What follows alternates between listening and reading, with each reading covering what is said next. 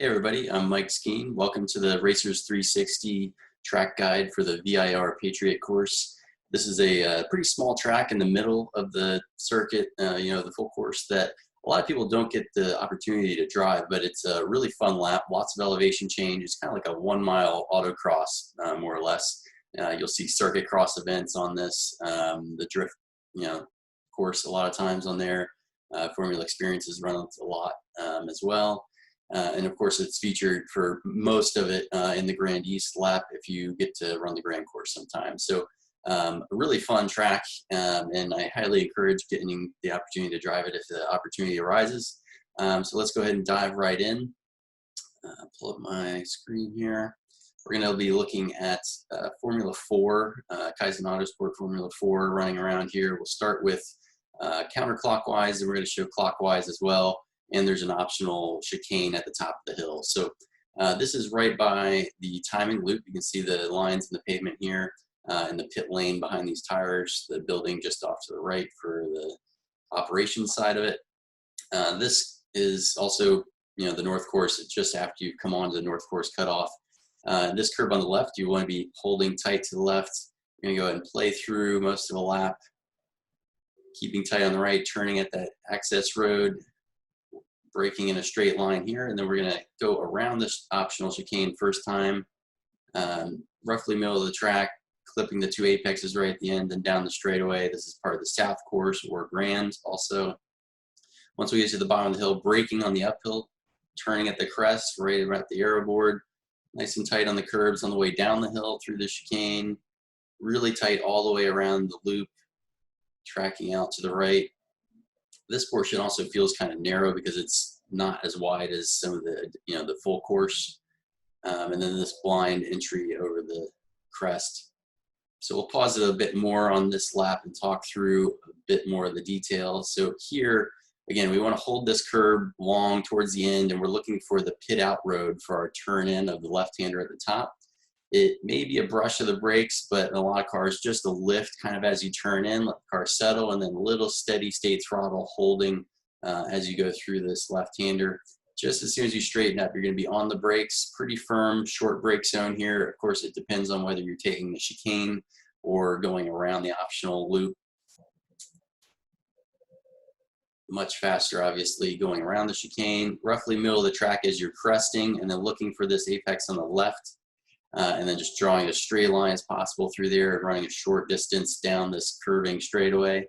We want to set up to be on the right side of the road. Again, we don't want to brake before the bottom of the hill here. Some cars, a really fast car, heavy car, you might have to. But the majority of your braking is, most effective on this uphill. It's very steep, so we can leave our braking to very late and very hard on the pedal pressure. Again, getting the car slowed down on the top. Before the top, so that you're starting to release brake pressure before you crest. And your steering input is going to happen really before the aero board. If you wait till you're over the top of the hill, it's too late. You're not going to have enough grip. So you want to start kind of early, very gently with your steering input, kind of right before you crest the hill, just after that one board and a little before the end of that curbing, and definitely before you get to the aero board. Again, if you're all the way over the crest, you're losing the weight and the car becomes very light, so it will become less effective. And then you want to get nice and tight to the inside curbing, pretty much holding it all the way to the end of the curb before you transition. And again, just drawing a straight line as possible, and then trying to straighten up for your brake zone here at the bottom as it hits the compression. Hold this left curb all the way around until you start to see your track out and open the wheel to add power. Start from the left side of the road here. And obviously completely blind coming over the crest, but before you get to the top of the hill, you aim the car a little bit to the right and look for this curve, the apex here. Just as you get there, you can start releasing the brakes, turning into the left. Make sure you're just drawing the straightest line as possible, using the curb.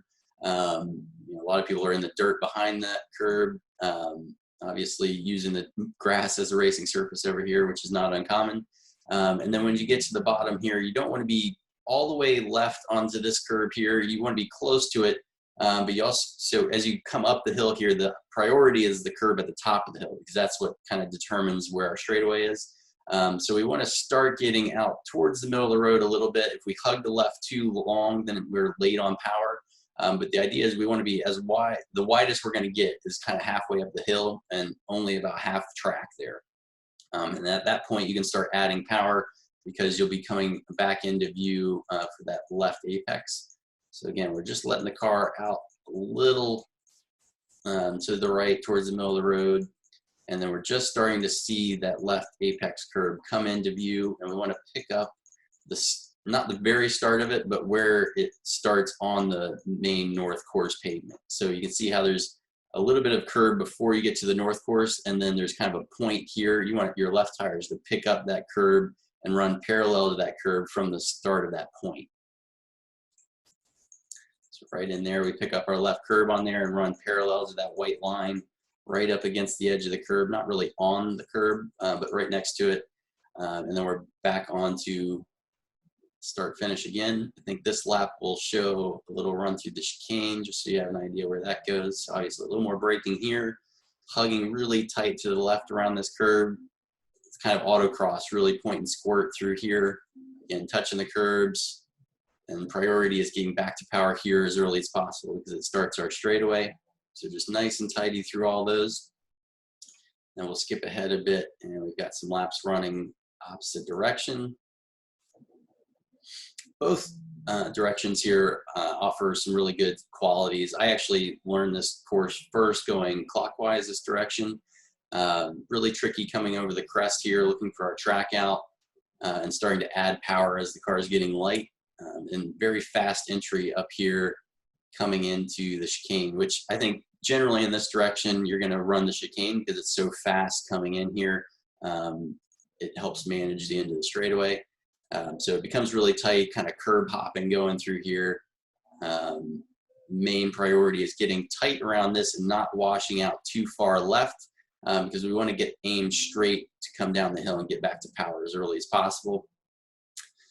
This curve can be a little bit tricky staying full throttle depending on the car because it's kind of off camera and definitely downhill after you get past the apex.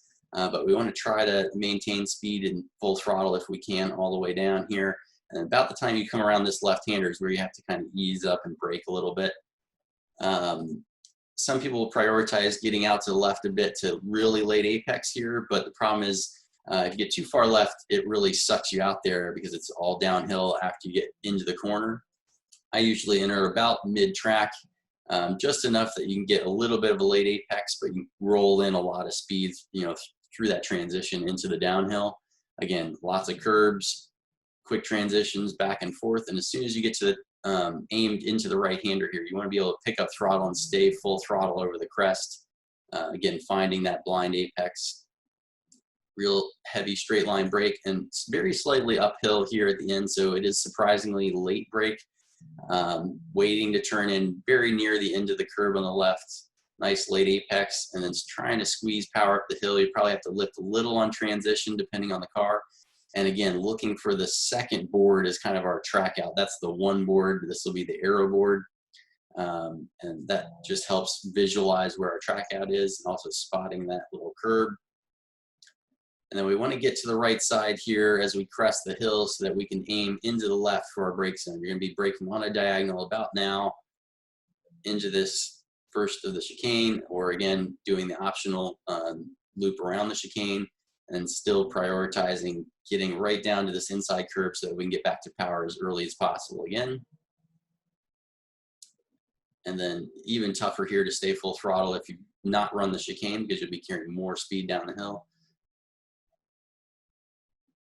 And obviously very quick laps. Again, a lot of this is quick weight management through these chicanes, quick on and off throttle, trying not to induce oversteer with power down because you will be in low gear with lots of torque to the wheels, and trying to keep the car nice and tidy. Again, kind of autocross-like in that they're really quick transitions, lots of weight transfer, but you have lots of elevation changes, blind hills, that sort of thing. So it takes a few laps to get the muscle memory of where that crest is, where the apex is on the other side of the hill, that sort of thing. But a really fun lap. Hope you enjoy your time out there and let us know how it goes. Thanks.